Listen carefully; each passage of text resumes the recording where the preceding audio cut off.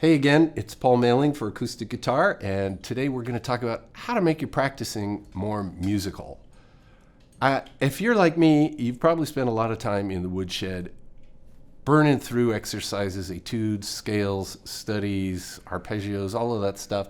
And maybe sometimes you feel like you're spinning your wheels and you're not getting anywhere, or maybe you've even felt like you've been at a plateau and you can't get above that. And I'm here to show you some ideas for how to kind of put the music that you're practicing into a musical context. It sounds obvious, doesn't it? But these are some things you may not have considered. First thing I think that would be most helpful if you're at the stage of playing scales and arpeggios, which even at my age, I'm still doing it, you might want to make a rhythm track, something basic like this. Maybe I need a metronome to help me do that better.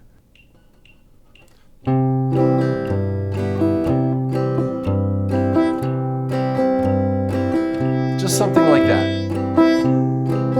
And you can hear I was having a little bit of trouble there, so I cleaned it up by moving my fingers in my left hand. And you want the rhythm track to be as long as you can make it. 2 minutes is good. That way you'll build up stamina and concentration. And I think that's enough for our demonstration. Another rhythm track that you could make would be maybe something as simple as 2-5-1, if you're familiar with that concept in jazz. That's where if you were in the key of C, you would play a 2 chord, which is D minor 7, a 5 chord, which is G7, resolving to a 1 chord, which would be C7 or C major 7, C7, C major 7. So let's do that again with the rhythm track, only let's make it a little bit faster, please.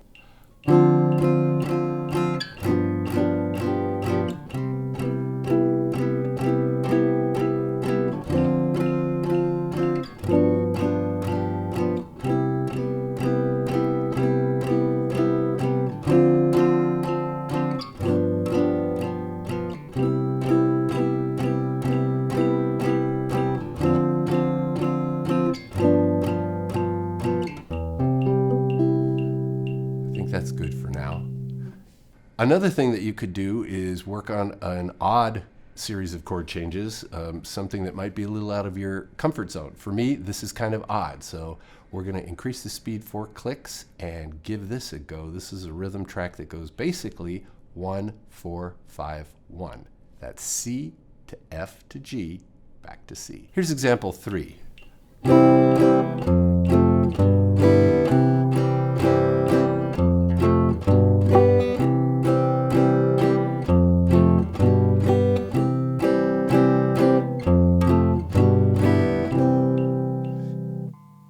So with example 4, we're going to do another jazz cliche. This is 1-6-2-5.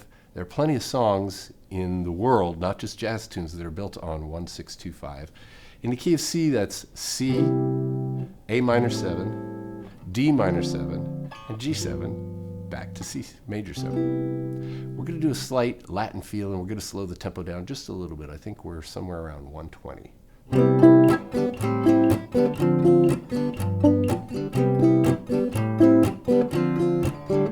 Or if you want to just play it.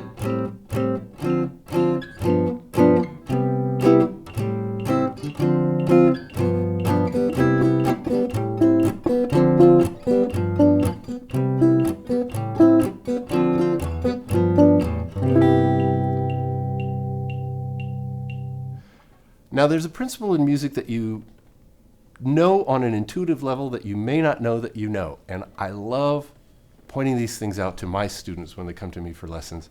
When you play a scale, low notes are generally quieter than high notes. High notes tend to cut.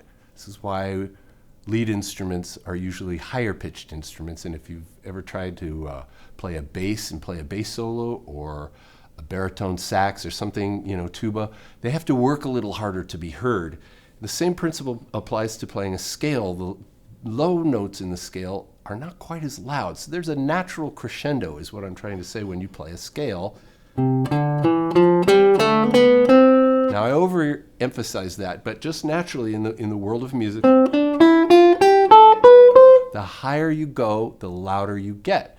So you can play with this. You can overemphasize it the way I just did by starting quietly.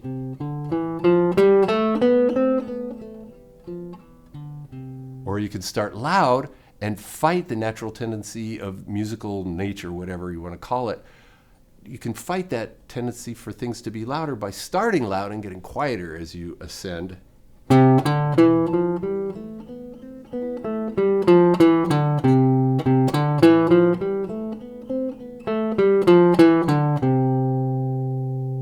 So I would recommend playing with that principle as you make music. Guitarists, we're not as fortunate as trumpets and saxophones that have a dynamic range. They can go from loud to soft and loud. They have a dynamic range on a scale of 1 to 10, like all numbers, all the way from 1 to 10. I think a guitar has a dynamic range from 1 to 3 maybe. But we can expand that by learning how to play really loudly or really quietly. And I think that's an unexplored thing you can bring to your musicianship to make it more fun, more musical for you, and more musical for the listener. All right, let's look at example 6, where it's taken from a real musical piece that's using scale movement to give you some ideas or inspiration for how to break out of just playing scales when you're practicing. Once you've got the scales under your fingers, it's fun to explore little things like, or there's a Kreutzer etude that all violin players know.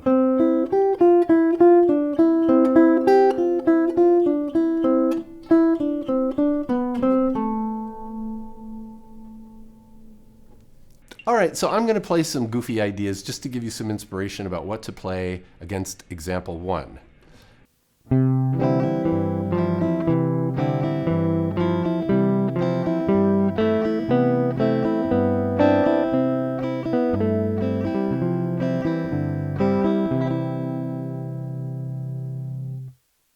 So here's some ideas for what to do on example 2.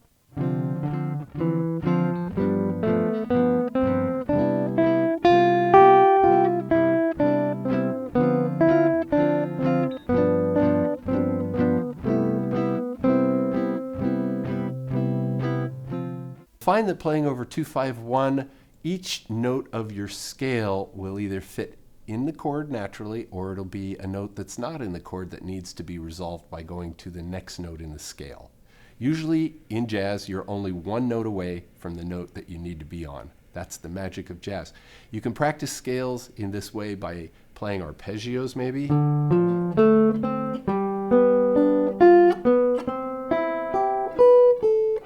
You can do all sorts of things, but the idea is to understand each note in your scale and how it fits musically into the chords that you're playing over. I'm going to skip ahead to example 4 now, and I'm going to ask Mr. Metronome to hit it, please.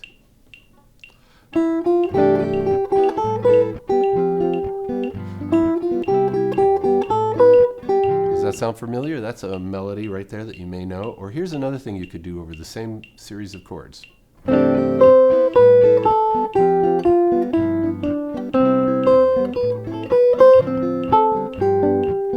Or just something as simple as